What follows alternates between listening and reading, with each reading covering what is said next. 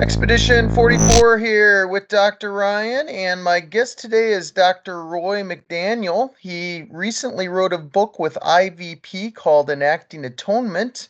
Dr. Roy has a PhD from Trinity Evangelical Divinity School. He is involved with Westminster Presbyterian Church in Huntsville, Alabama, also the area Westminster Christian School, and a few other things. Roy, you seem like a busy guy. I see your football jacket on. Earlier we were talking, and you helped with the football program. Just catch our Expedition 44 listeners, watchers up with everything that you're into these days. Yeah. Well, thanks for inviting me on the show. Yeah. So my main job, what I spend most of my time doing, is teaching at a local Christian high school. As you said, I teach, Bible and theology classes and ethics. So that takes up most of my time. I'm also, as you said, I helped with athletics some this year. I'm very much part time at the church here. I also work with Birmingham Theological Seminary. It operates out of Briarwood Presbyterian Church in Birmingham, Alabama.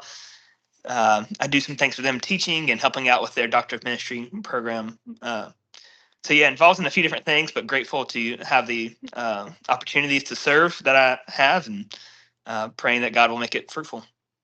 Very good. Well, thank you for coming on.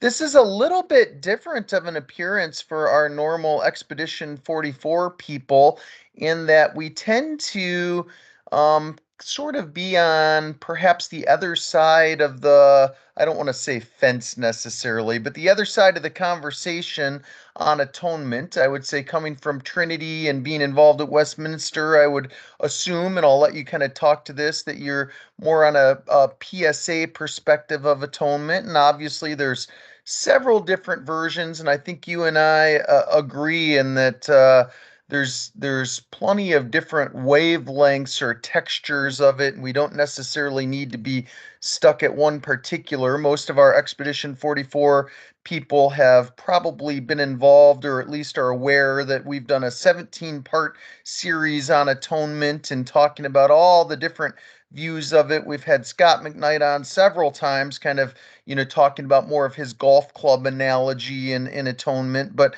I'm excited to have you on. We don't get a lot of opportunities to necessarily talk with authors that don't see very similarly to the way that we see things, and I appreciate that. You're certainly welcome in this Expedition 44 circle, and this is one of the things that hits really close to me. I love atonement conversations. As soon as I saw your book on the IVP list came out a few months ago, I contacted our IVP rep and said, "This is somebody I'd love to have on. Not only do I love atonement conversations, but I love Levitical conversations," which is where this book camps out. So let's start a little bit on just uh I sort of laugh. Most people, in the back of their mind when they write books, they say, "I'd like to make a little bit of money off of this," or, have it be successful. I'm not sure that works with a Levitical conversation. Other than you and I'm not sure there's a lot of people that are super excited about that topic. Give me a little bit of the backstory or why you chose to go that route.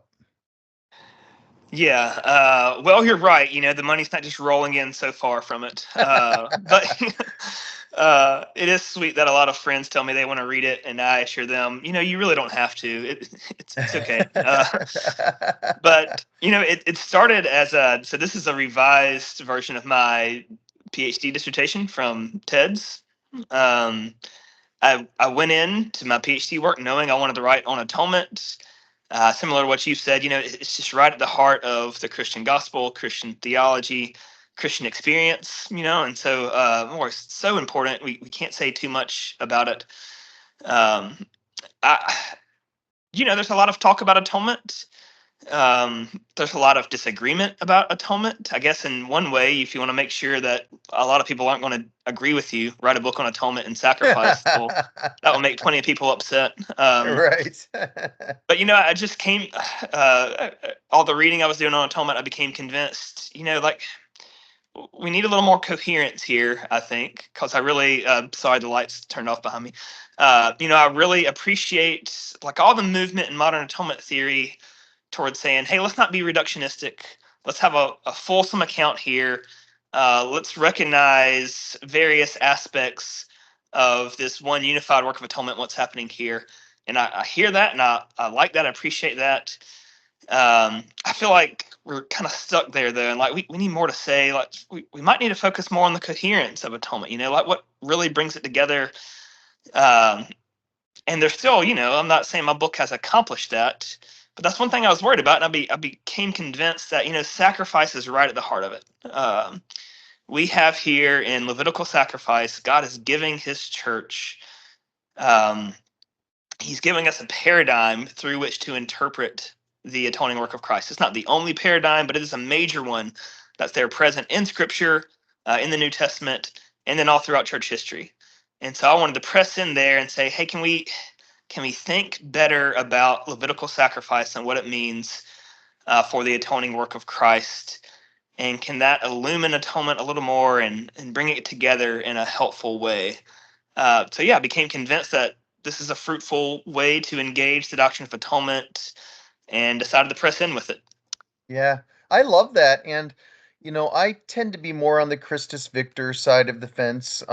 However, I see, you know, all the different theories of atonement somewhere in Scripture. I mean, that's why they're theories of atonement, Yeah. because there's little morsels of them tucked away in Scripture, and people are trying to make sense out of all of them and things like that. So I appreciate where you're coming from.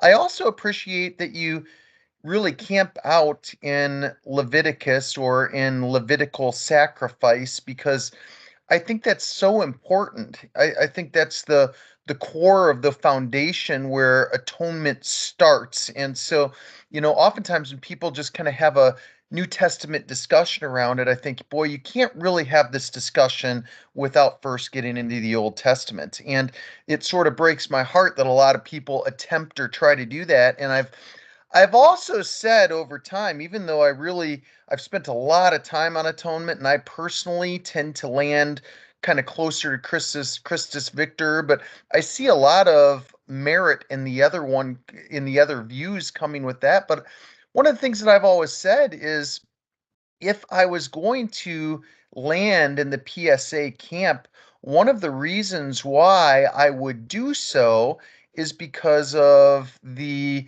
Levitical burnt offerings, sacrifices. You might even get into like scapegoat conversations with that and things like that. And I think that that would be one of the most concrete reasons to go PSA. And I also want to say, like, I probably got as many books on my bookshelf coming from a PSA perspective as I do from any other perspective, because I truly have been on a venture of trying to find what is, I hate to use the word truth, but what is the most likely version of atonement? I mean, as a theologian, I'd like to think that all of us are on that same track, that we obviously all want to know. So Leviticus, I mean, let's talk about that Leviticus sacrifice. That's really where you start. Covenant is important to me. People always think that's funny that I'm super free will and I'm really like into the covenant relationship, because most people kind of, associate that with more of reformed theology, yet like Mhm. I hang out there in that camp. I think it's very important. So kind of walk through your book a little bit, at least the first couple of chapters, and give us a scenario for burnt offerings, sacrifice, covenant, all of those things. Yeah, okay. So my book does focus on the burnt offering, as it's prescribed in Leviticus 1:1 through 9. I always feel the need to qualify that, so I'm really kind of laser focused on those verses for the most part. Yeah, covenant is hugely important. One thing that I emphasize in the book is that we need to read Leviticus in its narrative context, and that narrative context is all about covenant. It's coming right out of the book of Exodus, Yeah. where God has made promises to Abraham and his children, and he's going to keep those promises because he's made a covenant, and you can trust God to be faithful to that covenant. So he delivers them, and then he enters into this more formal covenant at Mount Sinai. And I'm really convinced, this is not an idea that's original to me. I'm really convinced that the tabernacle is meant to be an extension of Mount Sinai. It's meant to be a portable Mount Sinai. I think Michael Morales is the Old Testament scholar who put it that way. So the same fire that's dwelling on the mountain at Mount Sinai is there and comes and dwells in the tabernacle. The tablets of stone, or the second version at least of the tablets of stone that were created at Mount Sinai, they are dwelling in the Ark of the Covenant within the Holy of Holies, within the most holy place. And so this covenantal context where they enter into this formal agreement with God that he will be their God and king, they will be his people. There will be certain laws tied up with that. There will be a certain administration of God's kingdom, of God's covenant with them. That's hugely important. So we have to have the covenant narrative and all the theology that comes with that. God's presented us covenant Lord. The tabernacle is his palace where he dwells among them. They appear before God at the tabernacle with offering in hands as God's covenant servants. They're often presenting sacrifices to address some kind of breach of covenant, or at least, especially the sin and guilt offerings, which I don't touch on immediately. But the sin and guilt offerings are all about addressing breach of covenant. And so covenant's a huge concern in Leviticus that comes out at certain times in my book. I had a chapter that I actually took out of my dissertation that focused a lot more on covenant and said, this is part of the, if there are themes and kind of in the background of this narrative, or, holding this narrative of Levitical sacrifice together, we can think of those themes as creation, because in many ways the tabernacle and everything happening there is, the goal is to return to Eden, and it's recalling the Garden of Eden and God's presence among Adam and Eve there. Consecration is hugely important as well. God setting his people apart, making them holy, but also covenant is hugely important. Again, God's the formal agreement he had entered with them, his faithfulness to them, and his call that he will be with them, and he would be near them and among them. That's the heart of the covenant, that he will be their God, they will be his people. That implies this proximity, and that's what Leviticus and all the offerings, that's really what it's all about. Yeah, good stuff. Um, Walk us a little bit through. You mentioned Garden of Eden. Walk us a little bit. You've got quite a bit of time in your book connecting Tabernacle and Garden of Eden, and I think for most of our listeners, we've spent a lot of time talking about Eden. In fact, Matt, who's not able to be here, who usually co-hosts this show with me, he is a praise and worship minister, and he has kind of a side band that goes and worships at different praise and worship events and gatherings, and it's called Eden to Eden. And so, that's kind of been a theme of Expedition 44 for years. Can you get into a little bit about how you've kind of section that off in your book and talk about it a little bit? Yeah, sure. I do think the tabernacle, as God lays it out for Moses and tells him to build it, it's meant to recall the Garden of Eden. There's some obvious things, like there's pomegranates and fruit trees there. Yeah. There's a menorah that seems to recall a tree in a holy place, something like the tree of life, maybe. Um, there's also, though, we talked about Eden being a portable Sinai, or sorry, the tabernacle meant to be a portable Sinai. Mountains are important in the Pentateuch, in that narrative. Uh, the tabernacle probably, the way, like, if you think about Mount Sinai, you have the top of it where it seems to be the most holy portion of the mountain, where the fire is and God is dwelling, where only Moses can go, right? And then lower down, the elders were invited up, where they eat and drink with God and behold his face. And at the base of the mountain, you have all the people. And that seems to correspond to a lot of scholars to say, well, you have the Holy of Holies in the tabernacle. Then you have the holy place itself, this larger room in which the Holy of Holies fits, the tent itself. And then Yeah. you have kind of the outer portion where the people are able to come with their sacrifices. Well, you can do the same thing with the Garden of Eden, I think. Yeah. Eden was, don't know what you guys normally say about it, but Ezekiel tells us or leads us to believe, it's on a mountaintop. It's a mountaintop garden. Eden Absolutely. Eden is distinct from the rest of the world, and yet there's this garden within Eden which is distinct from the rest of the land of Eden. So you kind of have this again tripartite distinction. And so there seems to be, well, the symbolism of the different distinctions of the most holy place, and then outer court seems to match that. And then, one thing that I found pretty convincing is the eastward facing entrance. Yeah. You come to the tabernacle, you come from the west or from the east, uh, through this eastward facing gate. Well, the Garden of Eden, when Adam and Eve are banished there, they go out towards the east, and there's this eastward facing gate there. And so I feel like that's important. I'm convinced that that direction coming from the east back towards the presence of God, that was meant to recall the story of Eden, of how Adam and Eve are banished, but how really what we want, what we're looking for as human beings who are made in God's image and therefore called to fellowship with God, is to come back near to God, near to something like that Garden of Eden, right? And so we're traveling back towards His presence. Um, some scholars point out, there's a flaming sword that the angels are holding at the gate. Well, when you walked into the tabernacle grounds, you saw fire. There's an altar with a fire there where you're coming back through the fire if you're going to come to the presence of God. And so all those Yeah. connections make it compelling to me to see a parallel between the tabernacle and the garden. One of the things that I thought was unique in the way that you approached this part of Eden in the text was your return language. And so I think that is, in many ways, unique to your work. And I really liked what you did, a lot of it. Can you kind of talk about the return to Eden? But you go further than that. You kind of get into looking at repentance as a returning to obedience and returning gifts and gratitude. Can you kind of highlight what you mean by some of that? Yeah. So I guess I was one thing I was trying to do in that section was to say, hey, what is what was Levitical sacrifice really? How can we sum it up? How can we identify its essential act?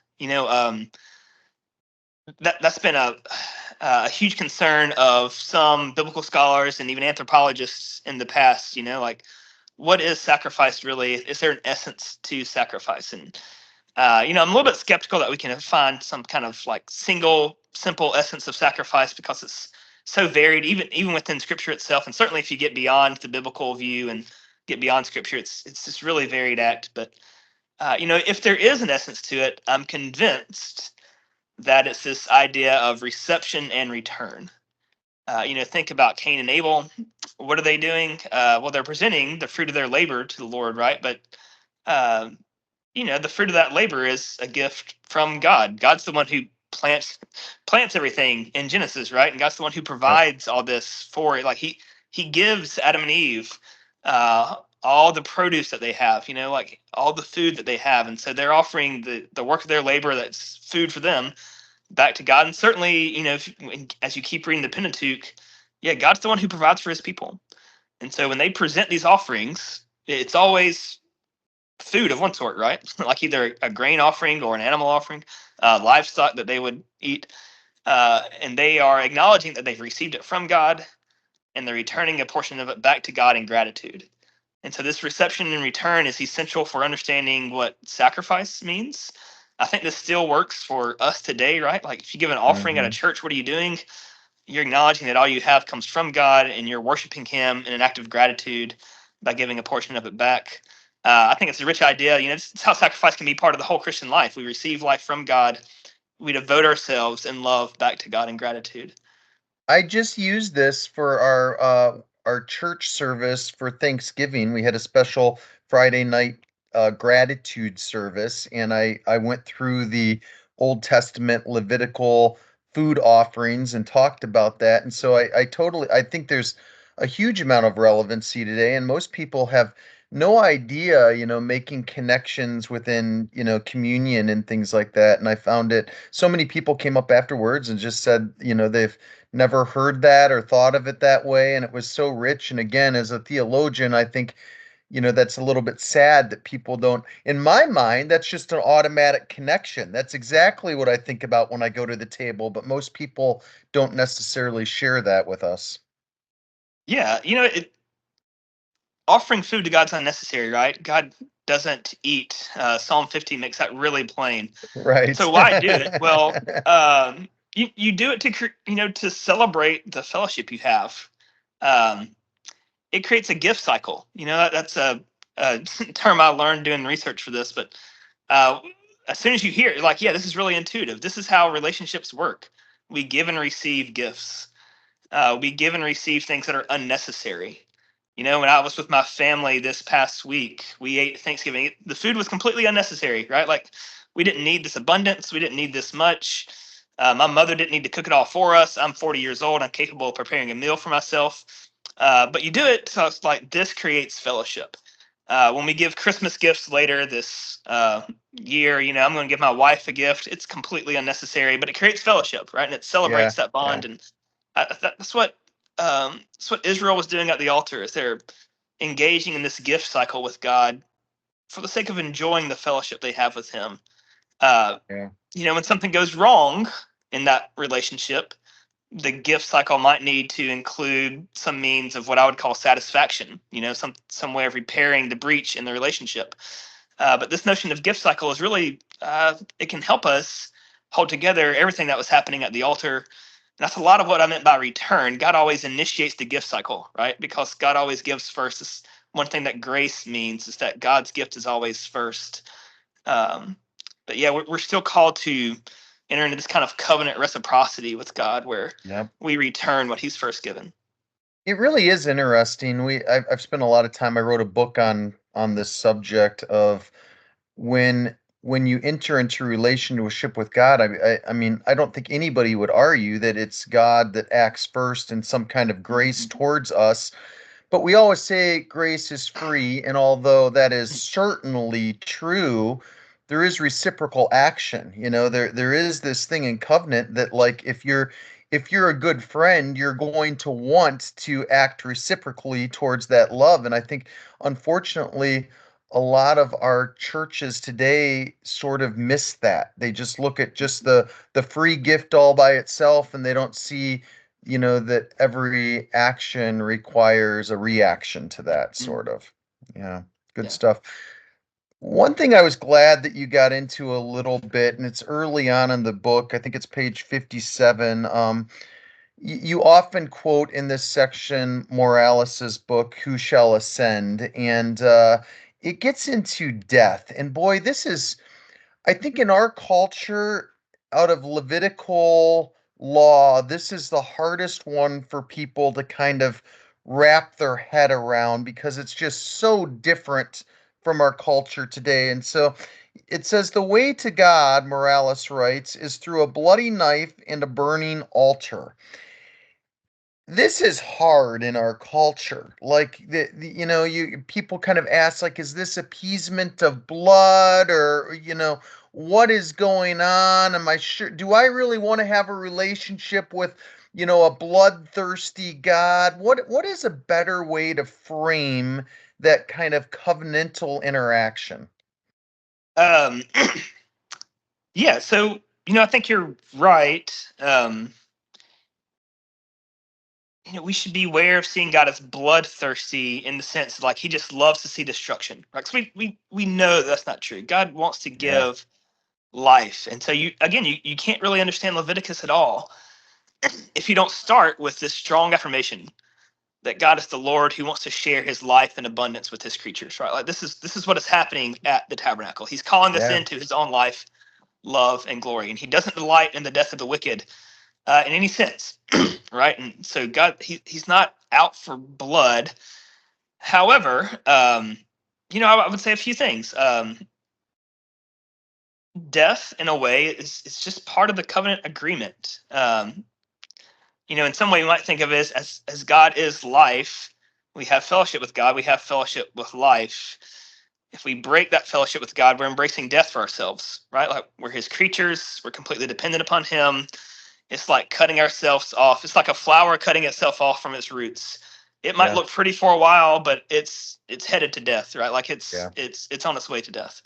Yeah. We see Uh, that over and over with God handing people over to yeah, their own desires, basically. They get absolutely, what they reap. So yeah. absolutely. And so when again, I'm pushing the Edenic setting of Levitical sacrifice a lot, and so when God said to Adam, "When you eat of the fruit, you will surely die," well, God's going to keep that promise, right? You can always trust God to be faithful to His word, and that's what happens. He's faithful to His word. You keep reading Genesis, you have all this death. When God makes His covenant with Israel, there are similar terms, right? You'll be my holy people. You'll be my treasured possession. If you walk in my ways, if you violate this covenant, it will be death. Right? Like you will not be a people anymore. It'll be the death of the nation. Uh, Yeah. you read the Old Testament, you see that in the exile, right? So it's really apparent. Yep, it really happened. Yeah, It was yeah. the death of the nation. Yeah. And so so part of the death is this is God keeping His word. This is God educating us about, sin has real consequence. Your actions have real consequence. God grants us the dignity of causality, right? And so Um, if we want to ruin ourselves and destroy ourselves, he will give us over to death, again, as Romans 1 teaches really clearly. So that's a lot, a lot of the necessity of death. And I talk about that at length in the book, like there's going to be a return to God through death, with the return of sacrificial offerings. Well, for sinners, for those who have given themselves over to death, there's going to be a return through a death. And so that becomes a important part of sacrifice, at least in my reading. I know plenty of biblical scholars and plenty of theologians would push back really hard on this, right? That death Yeah. is not essential to the ritual. But for my money, at least, if we're reading it in narrative context, which again I stress, it's hard not to see death as really significant here. Again, it's heavily important in the Pentateuch, in its narrative. It's really important all throughout the canon, right? All throughout the biblical narrative. Death is uh, well, sin and its wages as death. I don't think we can really understand the biblical story at all without that clearly in place, right? And so Yeah. uh, I'm going to bring that to my reading of Leviticus as well. Hopefully, not in a way that forces something or that overreads something, but in a way that still honors the importance of death throughout the Pentateuch. So the death of the burnt offering, for instance. Um, Well, in some ways, this is just how you give a gift to God, right? You're not, if you're going to present a food gift to God, the animal's going to be slaughtered. And so that makes sense. But in another sense, I'm reading the death as well. This is the offering is the offerer, sorry, is returning with his offering back to God. As the gift of the offering is giving fully to God, the offerer is seeking to return with his gift to God. But one thing maybe the burnt offering is teaching us is that return requires a death because of God's covenant agreement, because of what he had said to Adam, because of what he had promised to Israel about the wages of sin. Yeah. Um, by chapter 3, you have a title called Hero, Sacrifice and Sonship, and I have 4 boys, and so their favorite stories are that of the heroic victor, usually kind of they wouldn't know what I mean by a Rocky Balboa story, but that's what you're thinking of. Like everything looks grim and how is this? And then all of a sudden the victor, the hero arrives and wins the day, and you get right to the protagonist of Jesus Christ. So go through that with us a little bit. Um, yeah, well, uh, for people who don't know, I'm really using some of the categories of literary analysis to read the burnt offering because I do think sacrifice tells a story, right? Like it Yeah. told a story then. It was telling the story of Israel and redemption and covenant. And ultimately, as a Christian reading, I'm saying it's telling the story of Jesus Christ. And so, who is this offerer? You read Leviticus 1 and you have this anonymous Israelite showing up at the altar. Well, what can we say Yeah. about this offerer? And I try to argue that this is The terms I use is filial figure. A figure, one that can stand in as a type of another. It could be a type of any Israelite who showed up, but I do end up arguing that this is a type ultimately of Jesus Christ, the true Israelite. But this figure is also filial. Israel has a filial identity, and filial just means sonship. And so in the Exodus, when God is confronting Pharaoh, he clearly identifies Israel as his firstborn son. And in a way, this is what the Exodus is all about. Who Yeah. does Israel belong to? Does Israel belong to Pharaoh, its slave master, or to Yahweh, to the Lord? Is Israel really the son of God? Is part of the question here. And sure enough, God says, "No, Israel is my son." And so when they show up at the altar, that's become really important. The sonship of Israel is also, this is in a way just what covenant means. Yeah. I really, this was an interesting part of the study to me. What I've found in my research, covenant in the ancient world, man, it was really about forming bonds of kinship Yeah. where you're going to treat each other like family. Whether that's a relationship between brothers, like you might think of the covenant between Jonathan and David. Basically, they're going to treat each other like brothers, right? Like they say, like I'll be faithful to you. Or the covenant you hear about between the lesser king and the greater king is kind of a father-child covenant relationship, but it's about kinship. And so when God enters in covenant with Israel, again, it's this father-son relationship that he's effecting, that he's calling them to, and then he's treating them as his son all throughout the Exodus. And so there's this strong filial identity of Israel that is created in the Exodus, and as you read Exodus, it's there in the narrative. And so when they show up at the altar, if any Israelites are going to show up, he's showing up as a son of God. And I say that, again, this is a son of God who's a figure of the Son of God in this anonymous offerer that we have in Leviticus. And so, yeah, I do think that, we talk about Jesus Christ being typified by the offerings that are offered. And I think, the New Testament clearly endorses that, because in, more than once, Jesus Christ just is identified as the sin offering, right? Like 2 Corinthians 5:21 should probably translate not just that he was made sin, but he was made a sin offering. Is probably the best translation of that. So Yeah. we're used to identifying him as an offering, but I say, he also fulfills the role of the offerer. Hebrews really pushes this. Like, he is the one who presents himself as the gift. He's not just the priest. He's not just the offering. He's the one showing up to bring his gift to the altar as well. Yeah. Really good stuff. We've had David De Silva on before talking about kingship, honor, patronage, purity, all of that kind of stuff. And he's a New Testament scholar primarily, but it left me afterwards just thinking of all the different ways of connecting his conversation to the Old Testament. Again, like, this is the foundation of it, and you touched on a lot of that stuff in here. So, I was happy to see the connections made there and, everything you did. Let's get into burnt offering. Hola, you got a chapter on that one. That's a to a lot of people, even Old Testament scholars, there's a little bit of debate about all the different things that means. Can you kind of, just frame it, show us the way that you framed it in the book and kind of walk through it a little bit with us? Yeah. So the unique thing about my book is that I'm going to um, basically my interpretation of what I'm doing is I'm trying to take it seriously as an atoning offering, which is not always done. But boy, you read Leviticus 1, and it seems to be right there in the text. Like this offering is going to Yeah. be accepted for him, um, for atonement.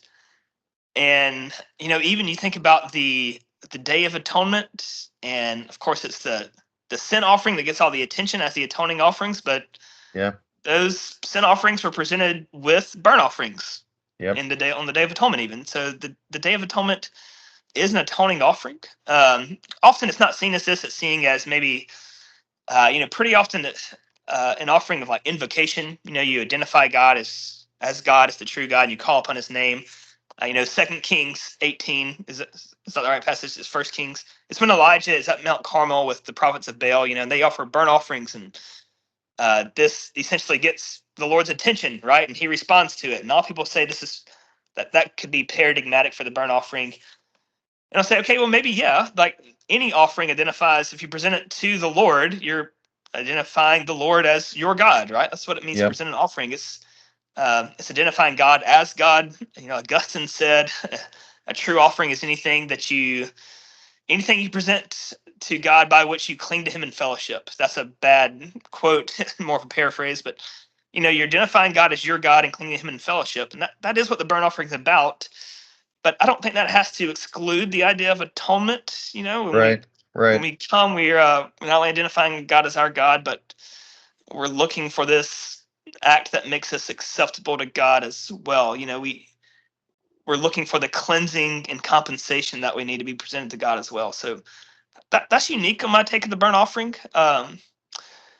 Another important thing about the burnt offering is that it should be translated more as a ascension offering.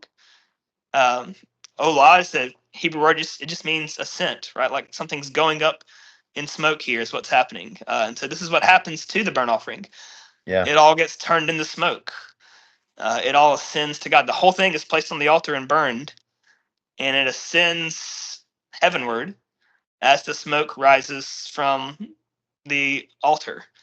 Um, and so this idea of ascension becomes really important as well. There's a kind of, at least I'm convinced, it's not original to me, but I'm convinced there's a kind of transformation and ascension that takes place through the fire of the altar that allows the gift to be transported to God. Maybe that's definitely the wrong term, but it allows the gift to be given to God. So Yep. kind of Yep. sanctifying flame and ascent by which the offering is presented to God.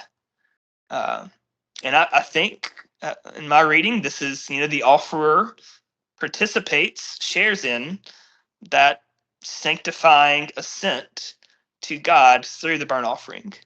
Yeah. And that movement included atonement. In some ways, that movement was atonement. One thing I end up saying is that what God, what is satisfied. So this is satisfactions, of course, is an important idea in the history of atonement theology. I think it's a notion that's there in Leviticus. But what God wants, what His will for His creatures is well, He wants to dwell with them in holy fellowship, right? And so, what is satisfied through the burnt offering is not simply God's justice, although there's that, but satisfying God's justice in this sense means satisfying God's intention for His creatures, especially for human beings. And so, what we have in the burnt offering is a foreshadowing of that, a foreshadowing of how Jesus would not only pay a debt for sin, but also satisfy God's intentions for humanity all along through His own resurrection and ascension. Jesus fulfills Adam's vocation, right? He recapitulates Adam, sometimes we say. That means He both corrects Adam's fault and He fulfills Adam's vocation, Adam's mission. We have both of those in Jesus in His ascension as He's exalted to the right hand of God. And again, in the ascension and the death and ascension of the burnt offering, I think we have foreshadowing of that. I'm on page 112 in your book, and it says the act of substitution. And again, kind of go back to where we started with this is, you kind of look at penal substitutionary theory, PSA, and, you tend to kind of take that perspective from the whole Levitical sense of what is happening here. And some people, I think, if they're coming from a PSA perspective, they're going to go to this part of the book and hope you're hitting a grand slam here. Do you kind of want to walk through how you see the act of substitution and offering connected? Yeah. So again, this is a place where plenty of people are going to disagree with me. Like what I say about death, plenty of people are going to have problems with that. What I say about substitution, plenty of Plenty of biblical scholars will say, yeah, there's no substitution in Levitical sacrifice, right? That's not what's happening. Um, I think it is, mainly because, well, I'm trying to follow the text closely, and um, well, when the offerer shows up, he presents his offering and is accepted for him to make atonement for him. What does it mean that it's accepted for him? Does that mean substitution? Well, I think so. Again, in my reading and narrative context, I think that for him has substitutionary overtones, I suppose I could say. Sure. Yeah. I do try to say something specific about the nature of substitution. There are different types of substitution, of course, different meanings of substitution. One thing I do that I think is interesting is that I actually give a nod towards, Hartmut Gessie was a German Old Testament, biblical scholar who uh, he that he formulated. I don't know, did he develop it originally? I'm not sure, but he gave a pretty definitive statement of this idea of what's sometimes called inclusive place taking, where there's a place taking, right? There is a notion of instead of. And so when the offering is presented by the offerer and placed on the altar, there's a notion that there is something happening instead of, it's happening to the offering instead of to the offerer. Uh, but certainly in the burnt offering especially, certainly, okay, if there's a notion of instead of, there's also a notion of with, right? And the offering is, something is happening where he's involved with the death and ascension of his offering, as I've already indicated. And Yeah. certainly this is, if we think about the nature of substitution and Jesus' act of atonement, anybody who's reading the New Testament, okay, if you want to argue for instead of, like, I think that's legitimate, but certainly that can't be at the expense of saying, oh, we die with Christ, we rise with Christ. I mean, that language is just all over the New Testament, right? Especially in the letters of Paul.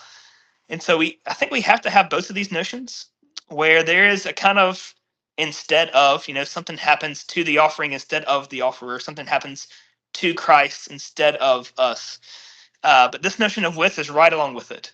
And so we need to have this idea of, the offerer going with his offering into death and coming out the other side of that and ascending and rising with him. And certainly we have to have that for conceiving of how substitution works in the case of Jesus. He bears a burden that we can't bear. I do believe that. Nevertheless, he brings us through it. We go with him through this judgment. He bears a judgment that we can't bear, but he brings us through this judgment. We don't just sidestep it, so to say. And so that's the kind of idea I'm trying to get Sure. towards with Good. this inclusive place taking, where there is something exclusive but inclusive at the same time. Yeah. Well, let's get to kind of your wrap up of the book. That's Leviticus and Jesus Christ. And it's always interesting when you talk to Old Testament scholars of, you tend to, whether you're talking about like a more of a John Walton perspective or anybody else, there's a, what did the text at the time mean to the intended audience? What would they have made out of it? And then, now that we can see the whole thing in this, the lens of scripture in a nutshell, what do we make out of it? How much can we faithfully take away out of it? I mean, obviously, like, there's some pointing in the Old Testament to Jesus, but being faithful in interpretation to the literary sense of Leviticus, how much of it is pointing towards Jesus? I think that's a really tough but good question to ask of the text. Yeah. I suppose my answer is all of it is pointing to Jesus. All of the prophets, all of the law, all the Psalms fulfilled in Jesus, telling Jesus' story. They are witnessing to Jesus with their own voice, though. And so I think that's important. This is really, honestly, it's an idea from Brevard Childs and his book on, or his work on biblical theology, not just one book, many books, but his perspective is that, well, we receive the Old Testament as the Old Testament, right? Like it's a witness to the same reality as the New Testament is. Yep. It's witnessing to the gospel of Jesus Christ. I think Jesus himself teaches his apostles to read the Bible this way. Um, what we have to be really careful about, though, is making sure we hear it in its own voice. Childs was critical of the idea that he was critical of the idea that we would only hear in the Old Testament what the New Testament says about the Old Testament, right? Like we would kind of reduce the Old Testament to the New Testament reception of the Old Testament. And, Yeah. I'm with him. I don't want to do that, right? Like I want to hear the Old Testament for itself, and I Yeah. want to hear it as a witness to Christ, but I really want to hear it itself. And so this book is really an attempt. It's me listening for Leviticus 1 through 9's uh, testimony to Jesus Christ in its own voice. I really am. I hope I'm doing justice to the literary features of the text. I hope I'm doing justice to the way the words go, so to speak. I really am. But I'm convinced that those words go to Jesus Christ, right? Like I'm convinced that they do testify to him. So yeah, I think we read it. Leviticus has a testimony of Jesus Christ. Given that it has so much to do with atonement, I think we read Leviticus as a witness to Christ's atoning work. But again, we want to make sure that we're hearing it correctly and not just importing preconceived notions or or even New Testament ideas into it. Yeah. I like it the back your appendix that you actually kind of the book's over, but you kind of continue teaching, educating in there. I thought that was a kind of a neat way to use your appendix. Yeah, well, I do think controversies, and I guess we're in a state of are we in a state of controversy about Leviticus and atonement and sacrifice right now? Uh, Maybe it flares up, and sometimes it's more obviously controversial than others. But at least It's a very small disagreement. world of people that have that Yeah, conversation, yeah. if there is any Uh, controversy there. well, I guess that world has been slightly larger before, and so it's disagreements over the meaning of atonement itself and over Levitical sacrifices. It's nothing new. It's been around for a long time. Yeah. It becomes especially prominent during the time of Reformation, I think, because you have Reformed theologians, and there's a strong challenge from these Socinian theologians. The Faustus Socinius and his followers, and uh, yeah, they're having basically the exact same debates that we're having today. And so in that appendix, I try to say, well, let's try to contextualize in Christian history our conversation about atonement and sacrifice and Yeah. what's been said and what hasn't been said. What are we still disagreeing about? It's always helpful to know that these disagreements aren't new. There's in a way there's just nothing new under the sun, right? And so I think it broadens our perspective and gives us more wisdom when we are knowledgeable of the historical context of these debates. Well, thank you for writing this. I'm glad to know I'm not the only person that gets excited about Levitical sacrifice. I get giddy when I talk about this, and my kids kind of roll their eyes, and every time I start bringing it up at our church or something like that, people are like, "Oh my goodness, like would you just leave that one alone?" And I really love the conversation, and I think you and I could probably talk for days on this one and go back and forth. But I appreciate the candor to which you presented your findings, your work, your book, all of that kind of stuff. I always wonder, did I ask the right questions? If you were interviewing yourself, did I forget anything that would have been a great question? What might you want to say that I didn't ask? Um, oh, yeah, great question. The lights went out to signify the blankness of my mind right now, perhaps. Maybe one thing I do in the book is I do try to make a point about maybe sacrifice in relation to the being of God. Is there something sacrificial within God? Why does God want sacrifice after? I mean, this is just so much part of the question, right? Like what's God's interest in sacrifice? And Yep. I've largely answered that in terms of reception and return with gift and covenant. I think those categories are just so important. But maybe in the eternal generation of the Son, which in the classical formulation, the Son receives divine nature from the Father and in a way returns it to him in his orientation to the Father. There's an echo of that here, and I I guess it excites me because um, if there's something close to this movement of reception and return within God, and then there's something happening at the altar, maybe this is just somehow a key to Christian theology in general. A key is probably not the right word, but it should inform our Christian thinking and Christian living much more than it does. There's something sacrificial about the very nature of reality. There's something sacrificial, not in the harsh sense of something being destroyed or put to death, right? But in the sense of all being offered to God. Uh, that's the nature of reality. That's the story that we're living out, right? That all things are from Him and through Him and to Him. And so the more we can think in these terms, I think the more it enriches both our Christian theology and our Christian living. Yeah. Yeah, it gives you a better perspective of where to go.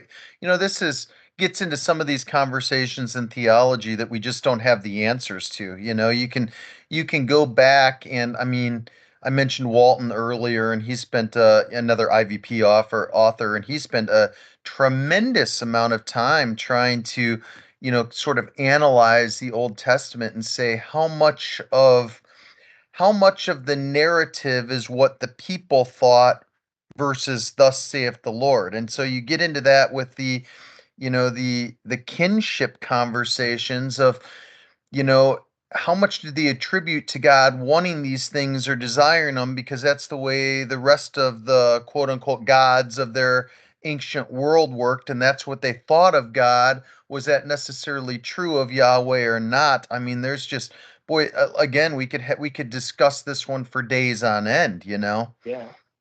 Yeah, that's an example where if it was, if this is kind of Israel projecting their ideas onto God, well, then when God prescribes sacrifice in Leviticus, He's certainly making sure they get the right point, right? Like You would hope so, he's yeah. he's educating them, He's correcting them by this, Yeah, the way He legislates sacrifice, and so maybe He is taking what's there present in the ancient Near Eastern culture, but He's giving it a new theology, if so, and I think yeah. that would be the important point. Yeah, and he always tends to meet people where they're at. And so that comes into play too, is how much is he meeting them where he's at instead of just, he's he's compassionate, slow to anger, all of these things. And so like I get the idea that he's holding our hand, walking us gently through all of this rather than just saying, like, you're all so wrong. Let me just, totally lay it out. We do get a little bit of hand holding going on there all the way to Jesus. I feel like Mhm. that's Yeah. really, a lot of what the stopgap of the law was and everything else. And unfortunately, you just get the idea that Israel never got most of what God was trying to do with him. Yeah, and if I can turn it back to just sacrifice explicitly one more time, this is a common theory is that Israel had kind of projected this idea that God desires sacrifice. They got it from all the cultures around them and projected it onto Yahweh, the God of Israel. But the Lord didn't really want it all along, and so they would read the prophetic critique of the cult as undermining any kind of cult at all, any kind of sacrificial worship at all. But you know, on my reading, the New Testament itself is actually much too positive about the notion of sacrifice Yep. for us to say it's merely an accommodation, right? So Yep.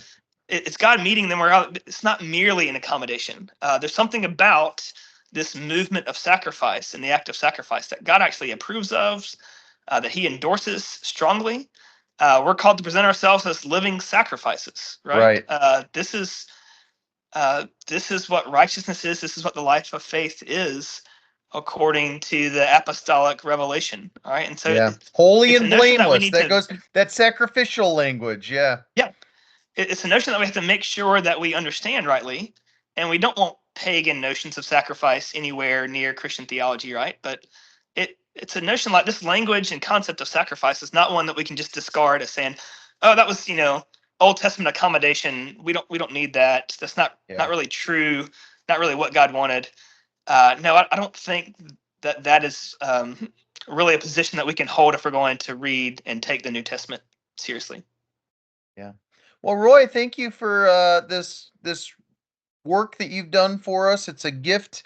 I'm again excited that people are still writing about Levitical sacrifice. It beats very dear to my heart. So thank you for all your time, your research, everything else, and also the ministry that you're involved with in the Christian school and the church and academia and everything else. I really appreciate your heart and pray for great fruit. Thank you for coming on to Expedition 44 and sharing this work. I really appreciate your time, your treasures, your talents towards it. Yeah, it was an honor to be here. Thank you. All right. And for everybody watching, viewing, this is Roy McDaniel, Enacting Atonement. You can find it on Amazon or the IVP website. Thank you for tuning in today. May the Lord bless you and keep you.